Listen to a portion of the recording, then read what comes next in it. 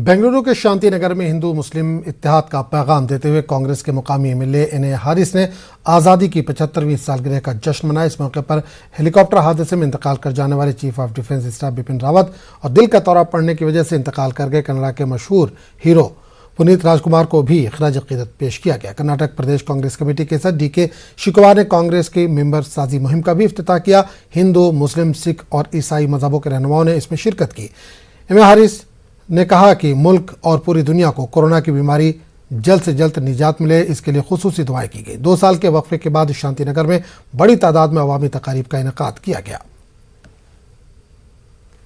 75th year of Indian independence का celebration, उसके साथ साथ हमारा कांग्रेस मेंबरशिप ड्राइव है, फिर क्रिसमस, न्यू ईयर, पोंगल और ये सब चीज़ को हमें साथ कभी हर साल हमें करते आए हैं। वो भी ये साल लास्ट ईयर ये नहीं कर सके हम लोग, तो इस साल कर रहे हैं हम लोग।